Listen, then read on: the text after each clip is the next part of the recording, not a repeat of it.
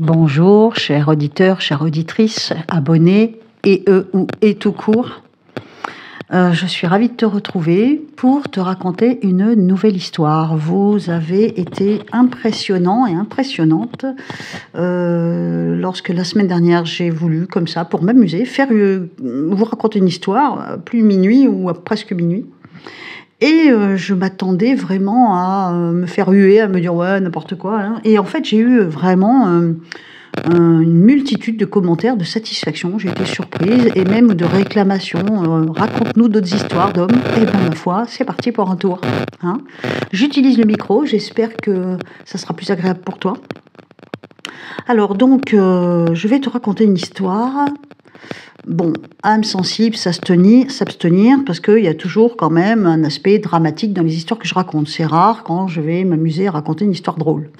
Donc, si c'est dramatique, c'est parce que des fois il y a des morts, et si c'est quelque chose qui te perturbe, n'écoute pas. Hein. Après, je ne vais pas dans le sanguinaire, ni dans le sordide au point où ça serait diabolique ou quoi que ce soit. Hein. Donc, voilà, c'est juste des faits divers que je raconte. Et à toi de deviner si c'est l'histoire d'un film, si c'est un fait divers qui a eu lieu. Donc je te le dis tout de suite, ça remonte à plus de 50 ans en arrière, mais je fouille pour trouver des bonnes idées. Donc est-ce que c'est un film? Est-ce que c'est un fait divers? Ou est-ce que c'est un énorme crack que je te raconte? Est-ce que c'est mon imagination? À toi de deviner. Bien sûr, tu auras la réponse à un moment ou à un autre, c'est certain. Donc je vais te raconter l'histoire de Dominique. Pourtant, c'est pas moi. Dominique, c'est une toute jeune femme, elle a 19 ans, elle n'a pas d'argent, elle n'a pas vraiment de famille, elle erre, on va dire, dans les rues de Paris. Donc on remonte, comme je te l'ai dit, bien 50 ans, voire plus en arrière, hein, donc ça date. Hein, on est en 24, on peut remonter dans les années 50 même, hein, 60, enfin dans ces eaux-là, bref. Hein. Et du coup, je sais, faudrait que j'arrête de dire du coup. Alors j'utilise le micro pour éviter de parler trop fort, pour que comme ça, si tu écoutes cette histoire avant de t'endormir, que ce ne soit pas un crève-tympan. Hein. Donc pour que ce soit quand même plus agréable pour toi. Dominique, c'est une fille de 19 ans. Elle n'a pas d'argent. Elle traîne dans les rues de Paris. C'est une très très jolie jeune femme qui a énormément de succès avec les hommes, avec les garçons. Et elle n'a pas forcément une grande morale. Et c'est vrai que quand elle n'a vraiment plus le sou, eh bien, ma foi, elle accepte de monter dans une chambre d'hôtel, faire l'amour pour quelques billets. Mais elle en a marre de cette vie-là. Elle aimerait bien vivre autrement, elle aimerait bien vivre autre chose. Elle a sa copine Solange, et ce jour-là, elles se disent mais comment on va faire pour s'en sortir, quoi, on va pas faire ça toute notre vie, il y en a marre. Dominique, elle dit c'est bon, j'ai une idée, je sais ce qu'on va faire. Ben, l'autre, un peu plus fragile, un peu plus naïve, qui écoute un petit peu tout ce que Dominique dit. Ben, vas-y, dis-moi, qu'est-ce qu'on va faire?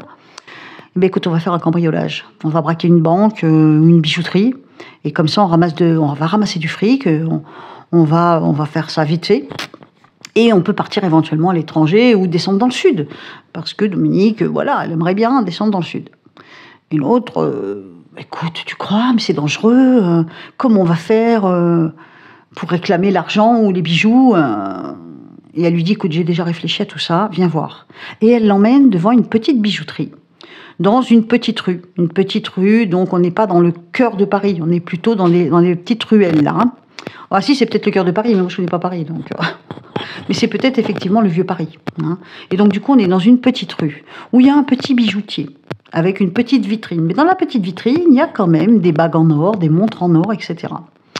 Elle se plante devant comme des clientes potentielles qui regarderaient la vitrine. Et elle lui dit, tu vois, on va attaquer cette bijouterie. Et on va récupérer l'argent. On verra avec Pedro. Donc Pedro, c'est un patron, un barman, un gars qui travaille dans un bar dans lequel elles vont tout le temps. Et éventuellement dans lequel, de temps en temps, elle trouve un petit client pour se faire un petit billet. Et du coup, elle lui dit, tu vois, on va faire ça. Excuse-moi pour le du coup, hein, il va falloir que j'arrête de le dire. Elle lui dit, on va cambrioler cette petite bijouterie. Mais comment? Ben écoute, on va acheter un pistolet et on va les braquer. Mais t'es folle, on va pas faire ça, tu te rends compte, on va aller en prison. Mais non, on va pas aller en prison. Parce que j'ai déjà réfléchi. On va les braquer avec un pistolet, mais un jouet, un faux pistolet. Et les voilà partis dans un magasin de jouets. Elles achètent un faux pistolet qui fait bien clac-clac, donc quand il faut tirer. Mais le pistolet, bon, peut faire l'affaire, il ressemble effectivement. Donc le soir du grand larcin arrive et elles mettent leurs cheveux dans un foulard, elles mettent des gants et alors où elles n'ont pas tellement réfléchi, c'est qu'elles sont en jupe et en talons. Donc déjà, c'est pas trop réfléchi, mais elles y vont comme ça. Et elles ouvrent la porte. Oui, bonjour monsieur, ça serait pour faire réparer cette montre. Ok. Et pendant que Solange distrait le vieux monsieur, Dominique sort son arme, fausse arme, mais arme quand même aux yeux du vieux monsieur. Elle lui dit, allez, sors-nous tout ton fric et donne-moi tous les bijoux. Mais non, je ne peux pas, mais vous êtes folle. Ce ne sont pas mes montres. Elles sont à toutes les clientes à qui je répare les bijoux, etc. Et elle commence à perdre panique, elle s'affole, elle commence à essayer de piquer dans la vitrine les montres, les bijoux, les machins comme ça. Et là, une vieille dame arrive, c'est l'épouse du vieux monsieur. Au secours, au cambriolage. Et Dominique s'énerve, oh, ta gueule, la vieille, et elle lui met un coup, elle prend la manivelle, tu sais, pour tourner le rideau de la vitrine. Elle prend la manivelle et elle lui met un grand coup derrière la tête. Et la petite mamie, bien sûr, elle s'écroule. Et voilà Dominique et Solange qui partent en courant, qui se jettent un peu en courant comme ça dans la rue, dans le noir, parce que c'est sur le coup des 19h et c'est l'automne, donc il fait déjà nuit. Et puis elles se disent rendez-vous bistrot. Donc il y en a une qui va en courant dans les rues et l'autre qui prend le métro. Elles se retrouvent, alors elles sont censées se retrouver au bistrot, chez Pedro. Sauf que Dominique arrive là-bas et il se passe rien. Solange ne revient pas. Elle attend 1 heure, 2 heures, et puis elle dit à Pedro, écoute, c'est bizarre, Solange devrait être là. Et l'autre, il lui dit, dis non, c'est vrai que t'as pas l'air bien. Alors elle boit un petit porto, et elle lui dit, passe-moi le téléphone. Elle prend le téléphone, et elle fouille dans l'almanach, comme ça, elle se pose... Bon, évidemment, c'est pas à l'époque du téléphone portable. Hein. Donc, elle cherche une solution, et elle se dit, si vraiment on est foutu, si la police est prévenue, si Solange m'a vendu, par exemple, eh ben, il faut que je trouve une solution, donc il faut que je trouve quelqu'un pour me défendre, parce que si je me fais emmener en prison, après j'aurai plus personne pour me défendre, ou on va m'imposer un avocat, et moi je préfère le choisir. Et donc elle regarde dans l'almanach, c'est comme ça qu'on dit, je crois, non, dans le... Ah, tu sais, le gros bouquin jaune, là, je sais plus, l'annuaire. Elle regarde dans l'annuaire, et là, elle tombe sur un avocat. Alors, je ne vais pas te donner le vrai nom, parce que ça pourrait vendre la mèche. Donc, on va l'appeler Gaudin. Donc, en fait, il s'appelle André Gaudin. D'accord ? C'est un avocat très réputé sur Paris, qui est vraiment... qui s'occupe d'affaires criminelles, d'affaires... Voilà. Et il a une très grande renommée. C'est un monsieur qui doit avoir 58, 60 ans. Et donc...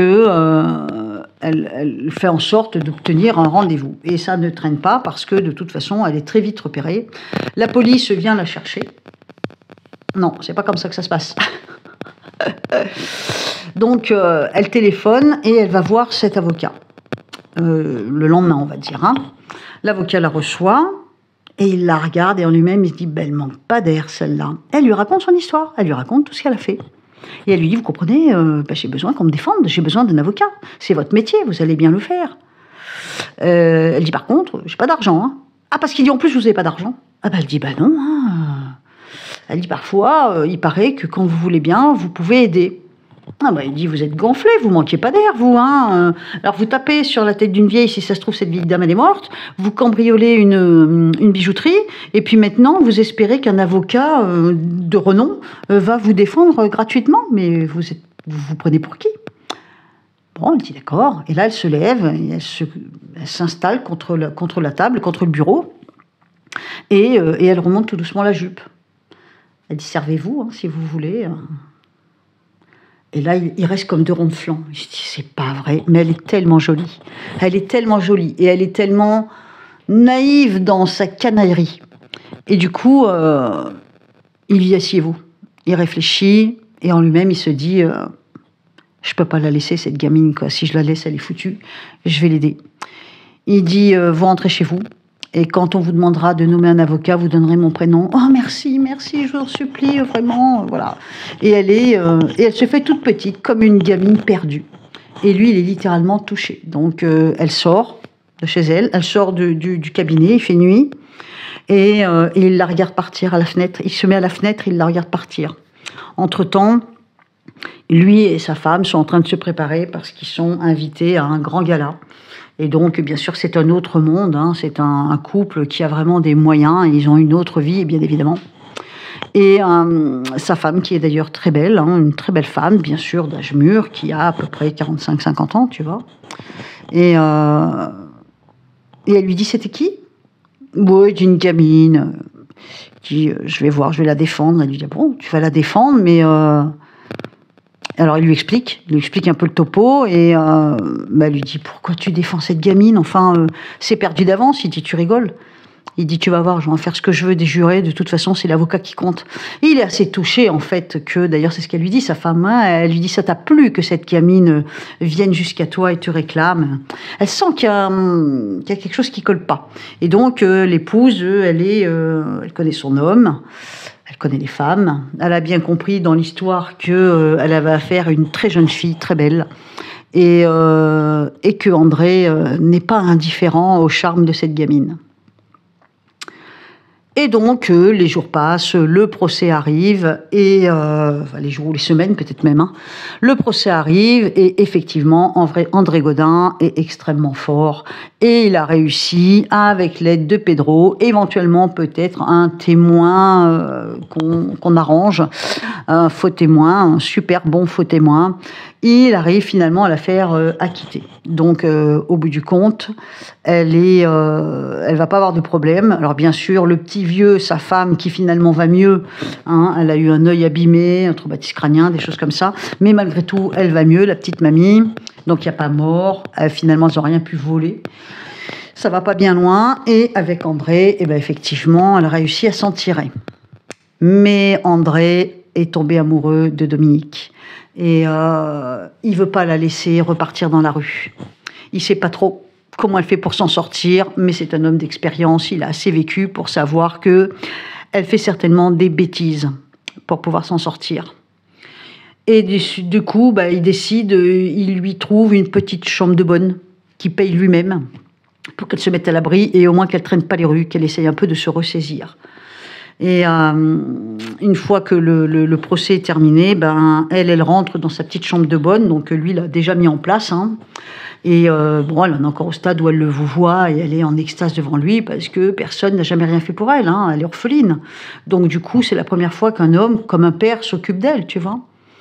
Et le soir, il vient taper à la porte et elle, oui, c'est qui? Donc elle va ouvrir, donc la petite chambre de bonne avec une petite clé en ferraille, voilà. Elle est sous les toits de Paris, en fait, hein. Et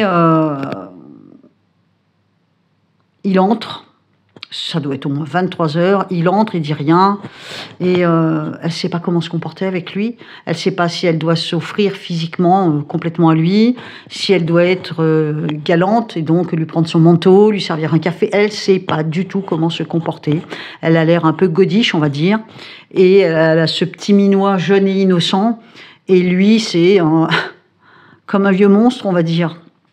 Et du coup, il la prend dans ses bras. Et elle pense qu'il veut tout de suite faire l'amour. Elle a l'habitude de s'amuser comme ça et éventuellement de se vendre plus ou moins. Et il bloque. Il n'arrive pas parce que c'est pas dans sa mentalité. C'est juste que il est complètement sous le charme et je dirais même qu'il est tombé complètement fou amoureux d'elle. Mais il ne se voit pas, du haut de ses presque 60 ans, il ne se voit pas approcher une petite jeunette qui a 19 ans. Et elle lui dit, t'as pas envie de moi?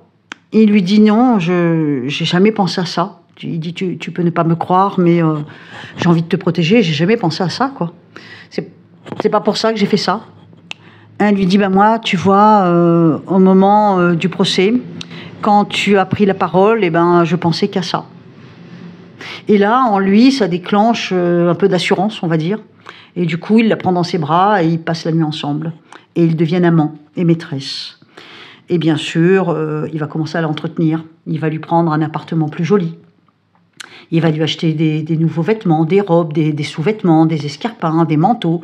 Il est très riche. Enfin, il est très riche. C'est un avocat qui gagne très très bien sa vie, donc il est très aisé. Et même s'il est marié, il est très indépendant, il fait un peu ce qu'il veut. Et du coup, il se lance comme ça, mais en fait, il n'a pas l'intention de faire du mal à sa femme. Mais sa femme, elle voit bien qu'il y a quelque chose qui se passe, elle le connaît bien. Et c'est pas un homme qui a l'habitude de tromper sa femme. Donc du coup, il finit par lui expliquer. Et elle lui dit, mais tu vois pas dans quoi elle t'emmène, cette fille, tu vois pas les ennuis que tu vas avoir. Donc elle s'inquiète, elle se renseigne auprès du secrétaire de André, de l'avocat. Et il lui explique qu'il y a des rumeurs qui courent, que c'était peut-être un faux témoin, Enfin bref, au niveau de sa carrière, il est en train de mettre sa carrière en péril parce qu'il y a des bruits qui courent et puis ça circule comme quoi, finalement, elle était sa petite maîtresse. Et alors qu'en fait, elle est devenue sa maîtresse après, mais les bruits circulent. Du coup, sa femme s'inquiète et elle veut pas, comme elle lui dit, je veux pas tout perdre, je veux pas qu'on perde tout pour elle, quoi. Et il lui dit, écoute, je sais pas combien de temps ça va durer, mais pour le moment, je peux pas faire autrement, je ne peux pas me passer d'elle, tu prends ou tu laisses. Si tu veux, on laisse, on divorce. Il dit, je te préviens, tu vas y laisser des plumes. Et elle lui dit, mais non, elle dit non, je veux pas te perdre, mais malgré tout, je te plains, mon pauvre André. Mais il lui dit, n'aie pas pitié pour moi. Elle lui dit, oh non, t'inquiète, le peu de pitié qui me reste, je le garde pour moi. Et donc elle reste avec son mari, bien sûr, elle supporte, et elle essaye de l'épauler, mais elle est vigilante, elle surveille en même temps sa carrière, quoi. Elle n'a pas envie qu'il perde tout elle a bien compris qu'il est amoureux de cette petite jeune et qu'elle ne va pas pouvoir lutter. Bref, le temps passe, les semaines passent, donc Dominique est devenue la maîtresse de André. Il l'entretient, il lui a pris un autre appartement, plus joli, mieux entretenu, mieux meublé, je veux dire. Elle a toujours plus de toilettes, il passe des soirées avec elle lui prépare des petits plats. Et puis, il peut pas être là non plus tous les soirs. Et Dominique, elle est jeune et elle aime danser, elle aime s'amuser, elle sort malgré tout. Elle lui dit pas tout. Elle le trompe pas, mais elle lui dit pas tout, jusqu'au jour où elle rencontre Antonio. Antonio, il a 23 ans. C'est un jeune homme avec de très belles valeurs. Il fait des études de médecine et il est aussi ouvrier en usine le jour et le soir, il étudie. C'est un gars qui a de très belles valeurs. C'est un immigré, un Italien, avec, comme je te dis, de très belles valeurs. Et il est fou amoureux de Dominique. Il est fou amoureux d'elle. Et donc, ils sortent ensemble. Et petit à petit, elle lui explique que André existe. Il lui dit, mais ton vieux là, il t'entretient, c'est tout ce qu'il fait. T'es sa petite pute, voilà ce que tu es. Hein, tu joues les maîtresses, mais en fait, t'as pas de valeur, quoi. Tu vaux rien, et tu te fous de moi. Et elle lui dit, mais non, je t'aime. Et elle est amoureuse de lui. Elle est extrêmement amoureuse d'Antonio. Mais elle peut pas se passer d'André. Elle peut pas. Il l'a sauvée. Elle le vénère. C'est pas qu'il est son mentor. Il est son sauveur. Il est le père qu'elle n'a pas eu. Il est le protecteur dont elle rêvait. Et il lui apporte une vie décente. Et du coup, elle se respecte plus. Mais en même temps, elle est torturée parce que elle veut pas trahir André et elle ne veut pas avoir à se passer d'Antonio parce qu'elle est très amoureuse de lui. Et quand elle commence à avoir cette histoire avec Antonio qui commence à devenir de plus en plus sérieux, comme je t'ai dit, c'est un Italien. La mentalité, c'est pas un mauvais garçon, mais il est extrêmement jaloux, possessif, et il a une rigueur. C'est lui ou c'est André, mais ça peut pas être les deux. Et il n'arrête pas de lui faire des scènes. Et il lui fait sans arrêt des scènes de jalousie. Il la menace, il essaie de la quitter, il n'y arrive pas. Et elle l'envoie balader, puis elle y retourne, elle peut pas s'en empêcher. Ils sont physiquement aimantés, ils sont amoureux, et elle estime qu'elle et lui, ça fait qu'un. Donc en fait, il est le premier vrai amour de sa vie, mais André, elle peut pas s'en passer. Elle est piégée entre les deux hommes, l'homme mûr qui lui apporte la sécurité, le confort et même le respect, et puis il y a l'homme jeune qui lui apporte le plaisir, la sensation, l'amour de quand on est jeune, tu vois. Et attends. Semaine après semaine, la jalousie est grandissante chez Antonio.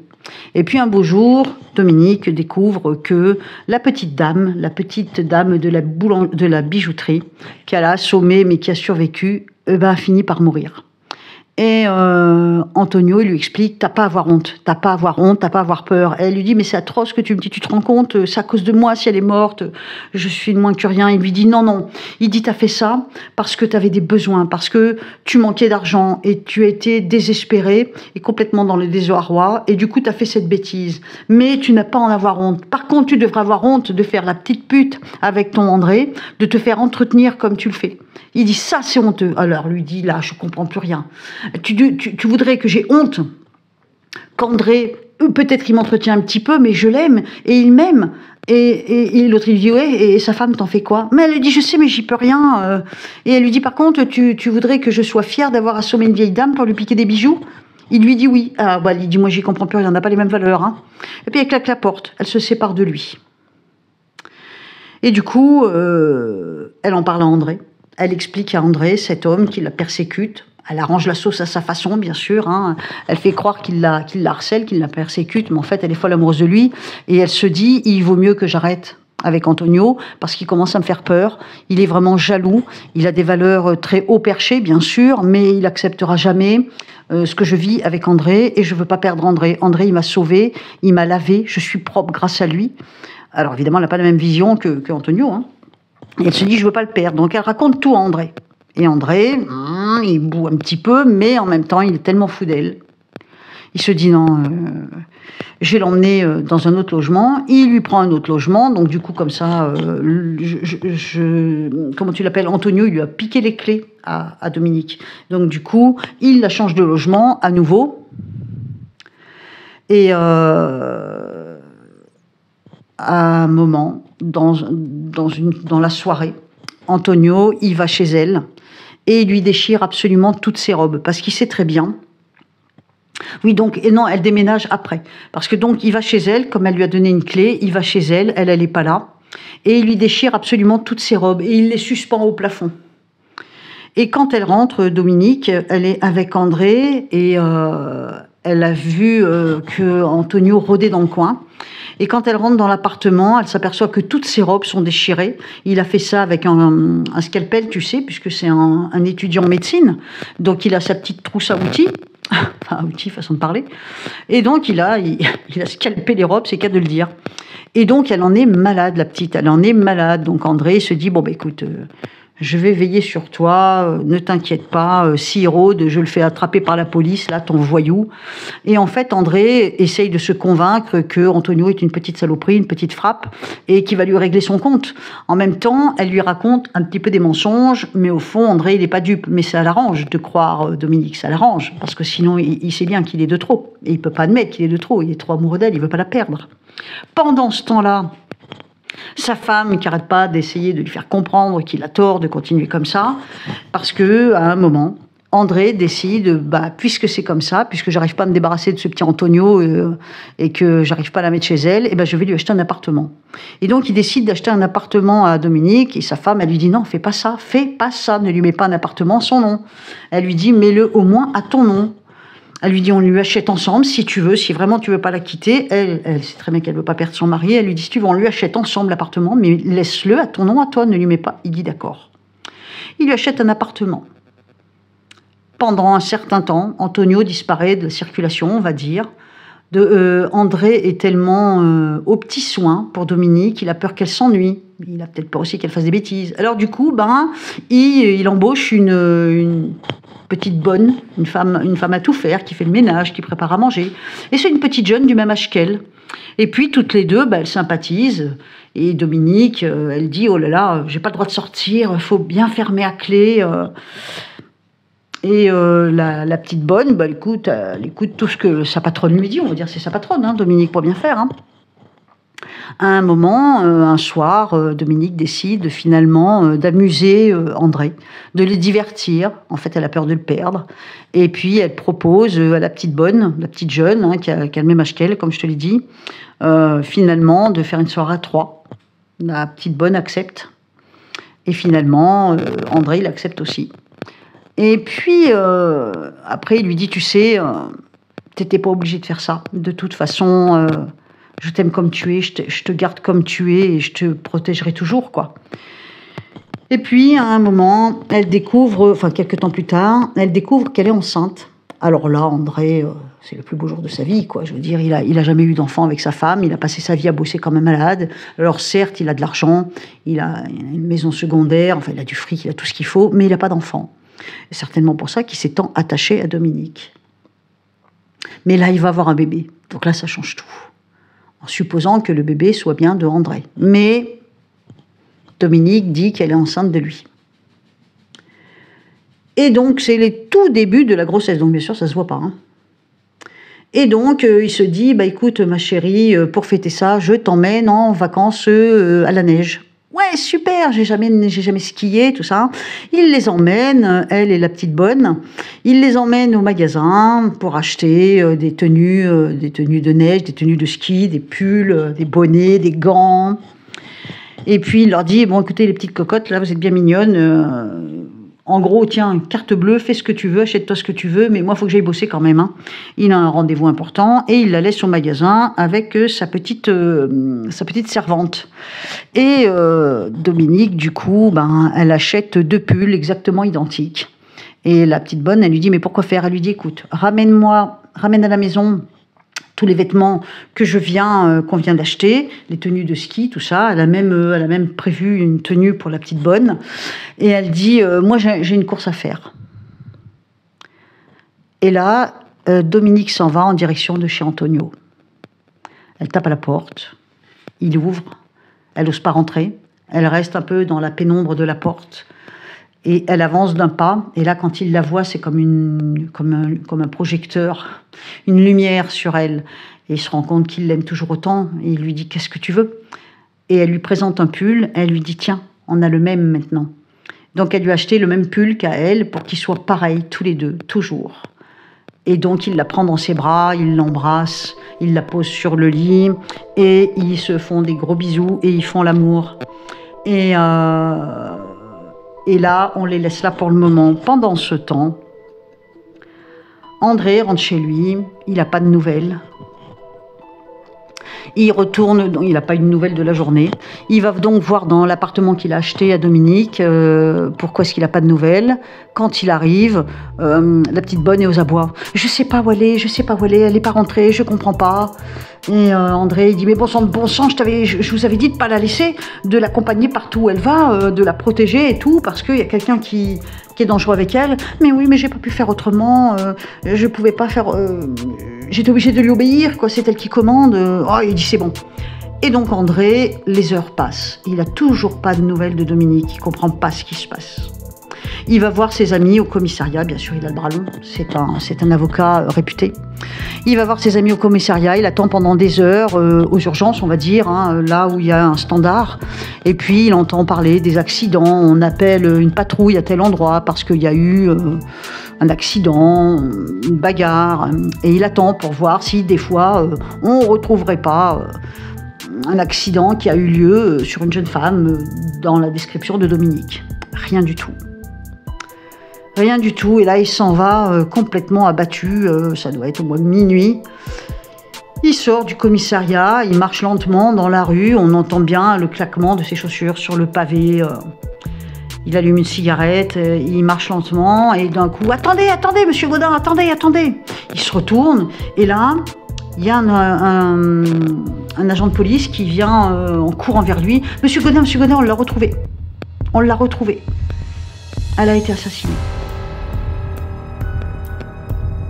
Et là, André se rend donc là où la police l'emmène, c'est-à-dire chez Antonio.